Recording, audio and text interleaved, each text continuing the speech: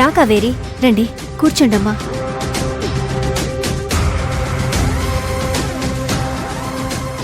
కావేరి, ఏంటమ్మా ఇలా వచ్చారు? ఆ బ్యాంకు విషయం ఏమన్నా తెలీందా? లేదక్కా, పోలీసులు కేసు వాపస్సు తీసుకుంటేనే లెటర్ ఇస్తాము అంటుండ్రు. గా విషయం మాట్లాడదామని నీ దానికి వచ్చినావు అక్క.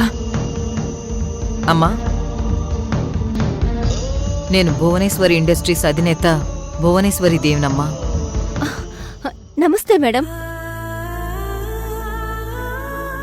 మీ పేరు నాకు తెలుసు మేడం, కాకపోతే మిమ్మల్ని డైరెక్ట్గా చూడ్డం ఇదే ఫస్ట్ టైం.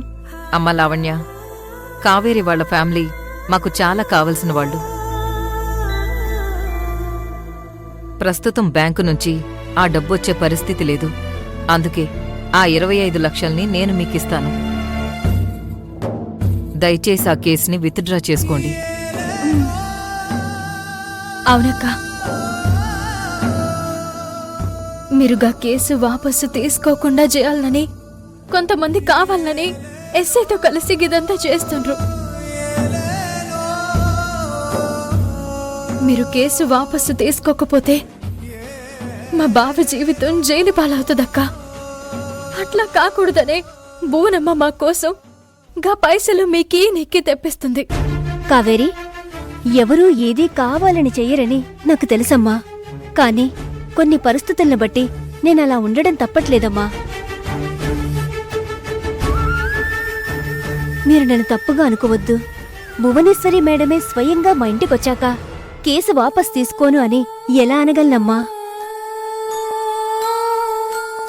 మా వాళ్లతో మాట్లాడి వెంటనే కేసు వాపస్ తీసుకునే ఏర్పాటు చేస్తానమ్మా. థ్యాంక్ యూ అమ్మా.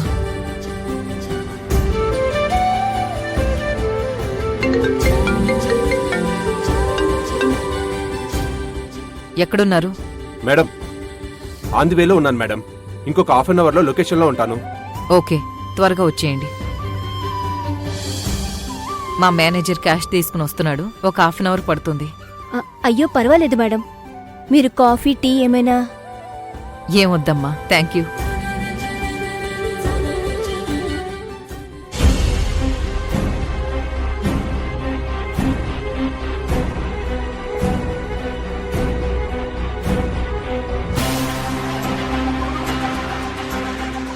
ఏంట్రా ఇది? ఏం చేయాలో కూడా అర్థం కావట్లేదు. 5 రోజుల వరకు క్యాష్ ఇవ్వడం కుదరదంటే ఆ లావణ్య ఊరుకునేలా లేదు. మరోవైపు ఆ ఎస్ఐ గాడు రోజు వచ్చి స్టేషన్లో సంతకం పెట్టాలని చెప్తాడు. ఏంట్రా ఈ పరిస్థితి? రేయ్, చాలా టెన్షన్గా ఉందిరా. రేయ్, టెన్షన్ పడితే చేయాల్సింది కూడా చేయలేవు. ఏదో ఒకటి చేద్దాం, టెన్షన్ పడుకో. ఏదో ఒకటి చేయడానికి చిన్న అమౌంట్ కాదురా, 25 లక్షలు. ఎవరిని అడిగితే ఎవరిస్తారు? అడిగితే ఎవ్వరు ఇవ్వరు శివ.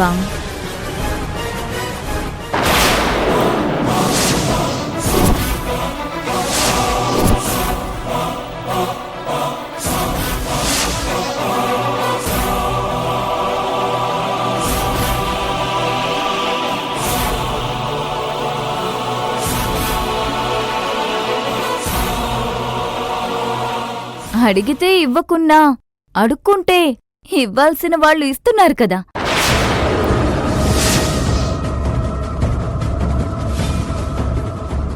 ఏంటి వాగుతున్నావు? వాగట్లేదు, ఉన్నదే చెప్తున్నాను. ప్రియా! రే శివ, ఆగు. చూడు ప్రియా, ఇంతవరకు శివ జీవితంతో ఆడుకుంది చాలు. వాడి పరిస్థితి బాలేదు. ప్లీజ్ వదిలే. వదిలేయడం కాదు, అందరికీ తెలియాలి. హలో, అందరూ ఒకసారి ఇలా రండి ప్లీజ్. కమ్.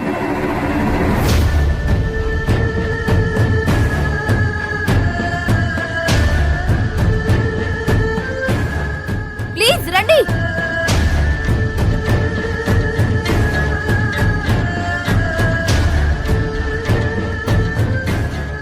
ఏంటమ్మా, ఏమైంది? మీకో గొప్ప డాక్టర్ గురించి, వారి గొప్పతనం గురించి చెప్పాలి. ప్రియా, ఇంతవరకు చేసిందే చాలు, ఇంకా న్యూసెన్స్ చేయొద్దు. న్యూసెన్సా? నేనా? చూసారా, ఈ డాక్టర్ గారు చేయాల్సిన నాన్సెన్స్ మొత్తం చేసేసి ఆ పాపాన్ని మీకు చెప్పాలనుకుంటే దాన్ని న్యూసెన్స్ అంటున్నారు. ప్రియా, వెంకట్, ఈయన చేసింది చేస్తుంది జనానికి తెలియడం చాలా అవసరం. ఈయన ఇదే హాస్పిటల్లో పెద్ద డాక్టర్, న్యూరో సర్జన్. ఈయన గారు ఈ మధ్య క్యాంప్ పేరుతో వైద్యం అందని ప్రాంతాల్లో జనాలకి వైద్యం చేస్తానని వెళ్లారు. అక్కడ సైడ్ ఇన్కమ్ గా అవసరం లేకపోయినా సరే ఆపరేషన్లు కూడా చేశారు. అలా అవసరం లేని ఒక ఆపరేషన్ చేస్తే అది కాస్త ఫెయిల్ అయ్యి పాపం ఒక పేషెంట్ కూడా చనిపోయాడు.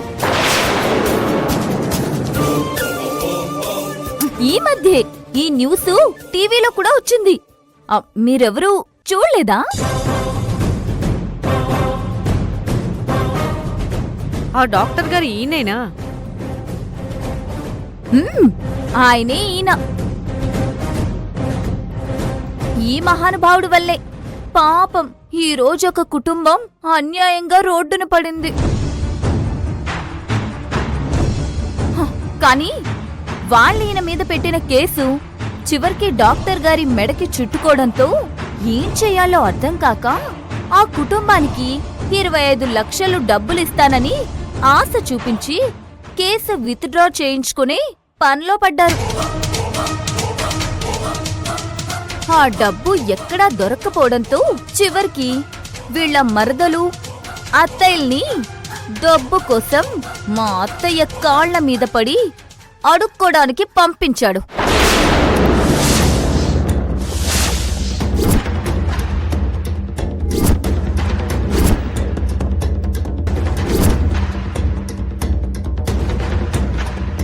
ప్రియా, పిచ్చి పిచ్చిగా ఉందా? ఏం బాగుతున్నావు? మిస్టర్ శివ, మీ వాళ్ళు కొంగు చాచి అమ్మా బాబు అని అడుక్కుంటే మా అత్తయ్య డబ్బులిస్తుంది అని చెప్తుంటే కూడా ఏం వాగుతున్నానంటావేంటి? ఇదేమైనా నీ కొత్త డ్రామానా? నువ్వే వాళ్ళని మా అత్తయ్య దగ్గరికి డబ్బుల కోసం పంపించి మళ్ళీ ఇలా డైలాగులు చెప్తుంటే చాలా చిరాగ్గా ఉంది శివ.